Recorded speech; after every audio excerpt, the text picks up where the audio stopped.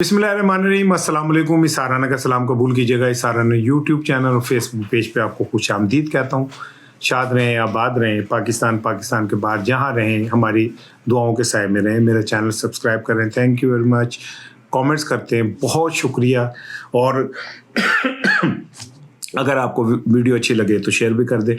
ये जो मुझे खांसी आती है, कि एक दोस्त ने कमेंट किया कि तुसी खांदे हो, तुसी बुढ़े हो गए हो। तो मैंने कब कहा भाई मैं शाहरुख खान हूँ, मैं भी यही कह रहा हूँ भाई, जैसा हूँ जिस तरह हूँ आपके सामने हूँ। अब आपकी मेहरबानी है, आप मुझसे मोहब्बत करते हैं तो मैं आपका मशकूर ही हूँ। आज जुम्मा है, बुतबरिक दिन है, रमज़ान है, रमज़ान का पहला जुम्मा है। अल्लाह ताला आज के जुम्मे की फ़ैज़ व बरक़ात जो है वो ज़रूर आप तक पहुँचे। 27 फरवरी है, 16 फगन है। ये फगन क्या है? पंजाबी का एक क्या कहते हैं महीना है। अब मैं कल ही इंशाल्लाह आपको पंजाब के सारे महीने जो हैं वो गिनाऊंगा। मुझे कुछ दोस्तों ने सिफारिश की है। अच्छा जी, आज के जो सबसे इंपॉर्टेंट टॉपिक है, 3 चीज़ें बड़ी इंपॉर्टेंट। एक तो बड़ा ब्रेक थ्रू, और ये ब्रेक थ्रू यकीनन आप जब आपको मैं ये बात ब्रेक थ्रू कहूँगा तो पहले तो आप सुनेंगे, कहेंगे यार केड़ा ब्रेक थ्रू है जी। लेकिन जब मैं आपको उसके पीछे थोड़ी सी लॉजिक्स करूँगा तो आप कहेंगे कहाँ गलत है, सारा ना ठीक ही कहता है।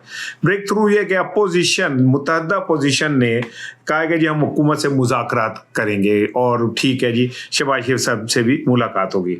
ज़रा ये कहते हैं कि गुज़िश्ता रोज़ एक मुशावरती नशिस्त हुई थी जिसमें महमूद खान अचकज़ई थे, अल्लामा नासिर अब्बास थे, इसमें शाहिद खाकान अब्बासी थे, मुस्तफ़ा नवाज़ खोखर भी थे। यानी इन्होंने ये किया। इस अमल में असद कैसर भी थे, अख्वंज़ादा हुसैन यूसुफ ज़ई थे, खालिद यूसुफ चौधरी भी शरीक हुए, PTI की तरफ से भी लोग शामिल थे। इजलास में इन सब ने पहले तो ये गौर किया कि भाई हुकूमत क्या कह रही है। फिर जो राना सनाउल्लाह बार बार बयानात दे रहे हैं उसका जायज़ा लिया कि भाई ये क्या कह रहे हैं, राना सनाउल्लाह किस तरफ इंडिकेट कर रहे हैं, मुज़ाकरात की क्यों कह रहे हैं। उसके बाद इन्होंने फैसला किया कि जी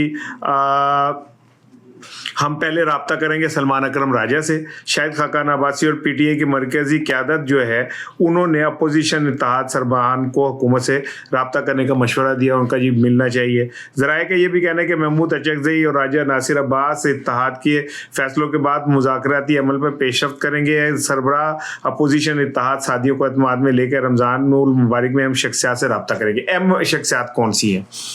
ज़ाहिर अगर वो मुज़ाकरात करेंगे तो सियासतदानों से ही करेंगे। अहम शख्सियात में शहबाज शरीफ नंबर 1 है, और कहा यह जा रहा है कि इस इत्तेहाद की जल्द एक मुलाकात शहबाज शरीफ साहब से होने जा रही है। ये भी कहा जा रहा है कि ये इत्तेहाद नवाज शरीफ से भी मुलाकात करेगा। अचकज़ई साहब के चूँकि बहुत अच्छे ताल्लुकात हैं नवाज शरीफ से, तो उनसे भी मिलेंगे, और आसिफ अली जरदारी से भी ये इत्तेहाद मिलेगा। और ये इत्तेहाद का जो एक बेसिक पर्पज़ जो वो है वो ये है कि जो ये सियासी कशीदगी है इसे कम किया जाए।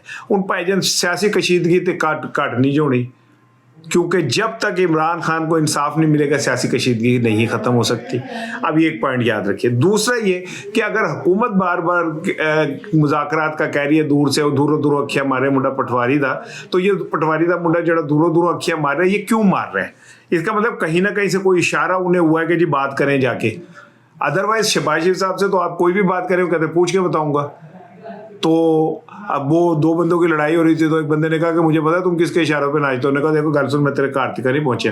तो ये बात तो क्लियर है कि शहबाज साहब किसके इशारों पे नाचते हैं। और अगर शहबाज शरीफ साहब की तरफ से भी ये इंडिकेशन आ रही है कि जी ठीक है मुज़ाकरात कर लेते हैं, तो इसका मतलब ये है कि कहीं ना कहीं ऊपर से मैं को लाल बत्ती मगर नहीं ला रहा। पहले इजलास हुए हैं, उसमें फैसला हुआ है जो मैं आपको बता रहा हूँ कि ये सूरत हाल हुई है। तो अब जो शहबाज शरीफ साहब से मुलाकात कब हो सकती है, तो मेरे ज़राए ये कहते हैं कि सोमवार को पार्लियामेंट का मुश्तरका इजलास है। ये दहशतगर्दी के हवाले से है और इसमें तमाम पार्टियां शरीक होंगी। तो कभी इम्कान ये कि शहबाज शरीफ साहब जो हैं वो हो सकता है कि अपोजिशन लीडर के चैम्बर में जाएं और वहाँ पे अचकज़ई साहब और राजा नासिर अब्बास साहब मौजूद और PTI के अरकान, और वहाँ इनकी आपस में एक मुलाकात हो जाए, यानी एक ब्रेक थ्रू जो है वो हो जाए। एक तरफ ये ब्रेक थ्रू है, दूसरी तरफ अदालतों में भी कुछ चीज़ें चल रही हैं। तो गालिब गुमान है, मुझे नहीं पता, मैं तो जो चीज़ें नज़र आ रही हैं वो आपसे शेयर कर रहा हूँ कि हो सकता है कि नए इंतखाबात की तरफ मामला जो है वो जाना शुरू हो जाए।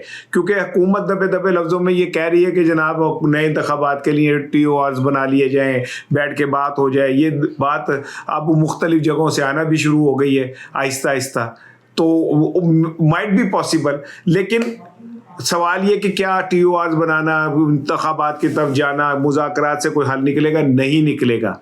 जब तक अडयाला के अंदर जो शख्स बंद है उसको इंसाफ नहीं मिलेगा, किसी TOR का, किसी मुज़ाकरात का कोई फ़ायदा नहीं। ये बात अशरफ ज़ई साहब को भी पता है, राजा नासिर अब्बास को भी पता है, ये बात शहबाज शरीफ को भी पता है, ये फैसला साजों को भी पता है कि भाई पाकिस्तान में सियासी तसादुम एक ही तरीके से ख़त्म हो सकता है जब आप इमरान खान को उसका आइनी कानूनी हक दे दें। आइनी कानूनी हक ये है कि उसके जो मुकदमात हैं, जाली जो मुकदमात बनाए में, वो ख़त्म करें, उस पर जो मुकदमात हैं उनके अदालतें फ़ैसला करें और इंसाफ के साथ उसके साथ फैसला करें।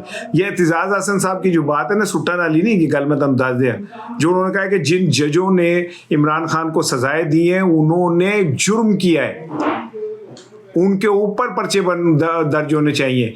अब ये एक TR तो ये भी हो सकती है कि जी खान साहब से, उनकी टीम से ये कहा जाए कि जी आप बाहर आके सानू इंतकाम नहीं लेंगे। जो साद रफीक साहब कह रहे थे कि वो तो हमें जिंदा काट देगा, राना सनाउल्लाह साहब जो कहते हैं कि जो वो कहने में अपने मुतालबात रखता है वो अगर हम मान ले तो वो बाहर होगा, हम जेल में होंगे। ये एक बड़ा खौफ है बहुत सारे लोगों को कि इमरान खान बाहर आ गया तो हमारा क्या बनेगा, तेरा क्या बनेगा कालिया। तो वो कुछ इन पे भी काम हो रहा है कि कुछ बेहतर हो जाए। अच्छा, इन सारी चीज़ों में जो हमारे PTI की लीडरशिप है वो अब पिछले कुछ दिनों से कुछ इस तरह के बम फटे हैं कि अब हमें अपने आप पे भी शक होना शुरू हो गया। अलीमा खानम साहिबा ने जो नाम लिए, बैरिस्टर गौहर का, हामिद खान का नाम लिया, खोसा साहब का नाम लिया, अली साहब का नाम लिया, तो ऐसा लगता है कि कोई भी बंदा ऐसा नहीं जिस पर ट्रस्ट कर सके अलीमा खानम साहिबा के इल्ज़ामात के बाद। लेकिन जो लोग चाह रहे, समझ रहे थे कि इससे फूट पड़ेगी, हमने सोचा था कि गालिब के उड़ेंगे पुरजे, देखने हम भी गए थे पे तमाशा, ना वो तमाशा कोई नहीं जो है। PTI की लीडरशिप ने बड़े फहम फरासत, अक्लमंदी का सबूत दिया और सब ने ये कहा, अली साहब ने कहा कि भाई वो हमारी माँ जैसी है, अगर उसने कहा है तो ठीक है।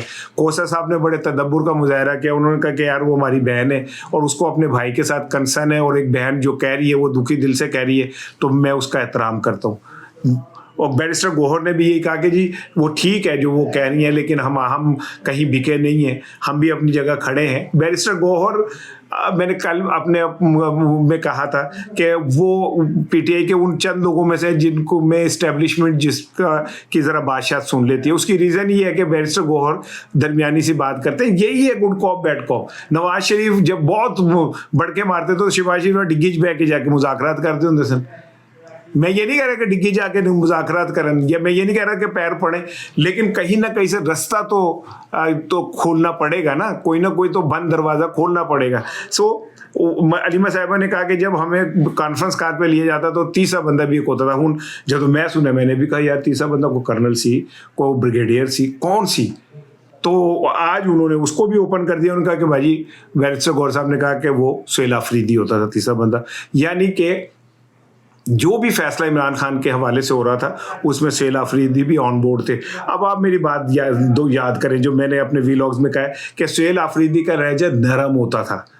उसकी रीज़न ये कि कहीं ना कहीं इंगेजमेंट में है, वो चंगी है भैड़ी है, तुसी फैसला करना है, फ़ायदा होगा नुकसान होगा तुहाडे ते छड्ड दा। मैं तो ये बता रहा हूँ कि जो है वो आपको बता रहा हूँ, जैसा है जहाँ है की बुनियाद पे मैं बात कर रहा हूँ। अब इस सारी गेम में ना सब एक बंदा पैर का कांटा ऐसा महसूस हो रहा है, जो समझते हैं कि मेरा ख्याल है फैसला साज भी ये समझ रहे हैं, यहाँ के लीडरशिप भी ये समझ रही है कि यार एक बंदा जो साढ़े रस्ते हर गल रुकावट करता है।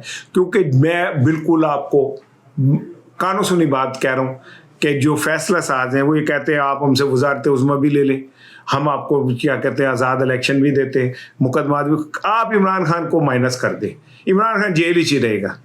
और ये लीडरशिप इस चक्कर में कि चलो कोई नहीं, कुछ तो साल एक मिलेगा, कुछ होगा और हम ज़रा थोड़ा सा हमें ईज़ मिलेगी, जब हमें ईज़ मिलेगी तो हम इमरान खान के लिए भी कर लेंगे।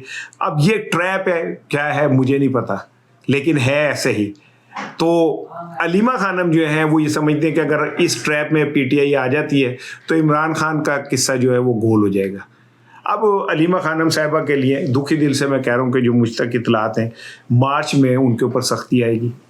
ये सख्ती में उनके को सज़ा भी हो सकती है, 5 साल सज़ा भी हो सकती है, और मार्च के पहले हफ्ते या मार्च के किसी भी मौके पे अलीमा खानम साहिबा जेल जा सकती हैं, जिसका मतलब होगा कि एक वोकल, एक बहुत तवाना आवाज़ जो है वो दम बंद कर दी जाएगी, क्योंकि सबसे ज़्यादा इस टाइम क्रिएट कर रहा है ये इस मंसूबे के अंदर तो वो अलीमा खानम है। अब वो अलीमा खानम को अगर 5 साल सज़ा हो जाती है तो क्या आप समझेंगे कि इमरान खान वाला नैरेटिव ख़त्म हो जाएगा? नहीं, अज़मा सामने आ जाएंगी, नौरीन सामने आ जाएंगी। आपने देखा कि वो खातून नौरीन साहिबा गिरी नाले के अंदर, हमारे कोई आम खातून होती तो एक हफ्ता मंजीते पे ही रहती। लेकिन कमाल है यार, ये लोग, वो गिरी, चोट लगी, सारा कुछ हुआ, उन्हें वहाँ निकाला गया, क्या फिर वो वहीं पे बैठ के बातें कर रही थी। कुछ लोगों को अल्लाह ने को ख़ास टेम्परामेंट, ख़ास हौसले दिए होते हैं। इस ख़ानदान को अल्लाह ने बहुत हौसला दिया है। मैं इस ख़ानदान के हौसले को बड़ा, मैं तो भाई लफ्ज़ कुछ कहते कहते रह गया कि इतने हौसले मैंने बहुत कम ही देखे। सो वो नहीं होगी तो कोई और आ जाएगा। सिलसिला इमरान खान का जो है वो चलता रहेगा, उसे रोकना, उसे पाबंद करना मुमकिन नहीं है। मैंने कल आपको बरतानिया के पार्लियामेंट में खिताब की बताया था कि उनके रुकन पार्लियामेंट ने खिताब किया, लेकिन कल हाउस ऑफ लॉर्ड्स में जो कुछ भी हुआ, अरकान पार्लियामेंट ने जैसे गुफ्तगू की, वो बड़ी अलार्मिंग है।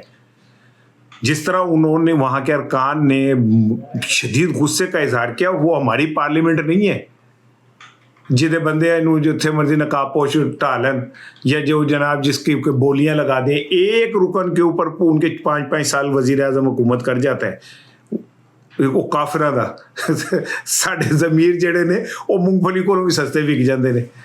तो उन्होंने भाई कहा कि ये इमरान खान का इलाज कराओ, उसके बेटों को क्यों नहीं वीज़ा दे रहे आप, उन्होंने वीज़े दो, इंसानी हकूक़ की जो खिलाफ वर्जियाँ हो रही हैं उनको ख़त्म करो। ये क्या बात हुई कि एक बंदे ने इमरान खान के वीडियो बना ली, उन्होंने फड़ के ले जाओ। तो ये एक अलार्मिंग है। मैं आपको बता दूं, बरतानवी पार्लियामेंट ने जिस तरह इस पे गम गुस्से का इजहार किया है, जिस तरह वहाँ पे गुफ्तगू हुई है, जिस तरह वहाँ पे क्या कहते हैं पाकिस्तान की सूरत हाल पे बात हुई है, इनको ईजी ना लगे। मेरा काम है आपको बता देना कि भाईजान ये बात हुई है, आगे जो होगा फिर आगे जो भी हो अंजाम देखा जाएगा। लेकिन वहाँ पे टल खड़क गए हैं, बरतानवी पार्लियामेंट में टल खड़क गए हैं, खतरे की घंटी बज गई है। हमारे यहाँ की इंतज़ामिया, हो सकता है कि यही वो प्रेशर हो जिसकी वजह से मुज़ाकरात भी शुरू हो रहे हैं, को अदालतों को भी कहा जा रहा है कि कुछ करो ताकि ये प्रेशर कम हो। IMF भी आया हुआ है, वो भी पाकिस्तान की अदालतों के ऊपर 10,000 एतराज़ात रखता है। उसके आने से पहले हमारी अदालतें भी ज़रा एक्टिव हो जाती हैं ताकि कह सके कि नहीं जी ऐसा हो रहा है। 5.5 महीने बाद एक केस आप सुनने शुरू कर देते हैं, दुनिया का अनोखा वो है। ये सारी चीज़ों को मिलाएं तो कुछ, मेरे को बहुत सारे लोग एक ही सवाल करते हैं, इमरान खान रिहा होगा कि नहीं, इमरान खान रिहा होगा कि नहीं। मेरे आप जो कमेंट्स करते हैं उनमें अक्सरियत ये होती है, तो मैं उन्हें बार बार कहता हूँ इमरान खान को किसी का बाप भी नहीं रोक सकता, वो रिहा होगा, वो बाहर आएगा, ज़रूर आएगा, ज़रूर आएगा।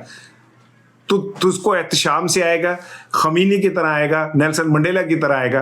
वक्त है, वक्त चलता रहता है, होता रहता है। और आखिरी चीज़, इमरान खान के लिए जो रिहाई फोर्स बनाई जा रही थी वो कंट्रोवर्शियल हो गई है। वो कुछ कह रहे नहीं बननी चाहिए, कुछ कह रहे बननी चाहिए। जो मुखालफिन है उन्हें नवे काम पाते हैं, ये देखो जी ये तो रियासत से टकराने के लिए एक फोर्स बनाई जा रही है। तो जब अल-जुल्फ़कार बनी थी तो वो रियासत के साथ उन्हें गिद्दा पाना था, कीकली डालनी थी, कीकली कलीर दी पग मेरे वीर दी, दुपट्टा मेरे माइया दा ते फिटे मुझे वाईदा, वो ये पढ़ना था उन्होंने। ये जो लियारी फोर्स आपने बनाई थी वो किस लिए बनाई थी, जिसको बाद में लियारी अमन फोर्स का नाम आपने दिया था। ANP ने अपनी जो तंजीम बनाई थी वो किस लिए बनाई थी। इवन मरियम साहिबा ने शेर जवान एक वो बनाई थी फोर्स, वो किस लिए बनाई थी, टकराने के लिए तो नहीं ना बनाई थी। जिसमें उन्होंने खिताब करते हुए कहा था कि ये वर्दी नोट रखें, चंद वर्दी वाले जो दागदार हैं वर्दियाँ उनको नोट रखें, हाँ और ये वो एगा लेना ने की थी होंगी तो पालो लम्बा।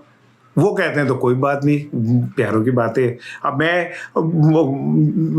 तुम्हारा तो भाई इस तरह तो नहीं ना। लेकिन बहरहाल मेरी भी ज़ाती राय है कि अगर आप अमन फोर्स बनाते हैं तो ये कोई अच्छा इकदाम नहीं होगा। तुसी फरिश्ता बनाओगे, नाम, वल्दियत, फला जगह, इलाका, गली, मोहल्ला, गली नंबर, घर नंबर जो बना लोगे तो जो फरिश्ता लग गई हाथ और लग ही जानी है, कड़ा तुसी लुका सकते हो। तो अगर लग गई तो फिर सोचें उन कारकुनों का जो जिनके आपने बैज बनाने, जिनके कार्ड बनाने, उनकी ज़िंदगी इतनी अजाब हो जाएगी। तो मेरा ख्याल है कि रिहाई फोर्स वर्करों के अंदर एक जज्बा पैदा करने की तो कोशिश है, लेकिन इसका कोई और मकसद नहीं है। 24 करोड़ अवाम ही इमरान खान की रिहाई फोर्स हैं। हाँ, जिस दिन उन्हें होश आ गया तो। अस्सलाम वालेकुम।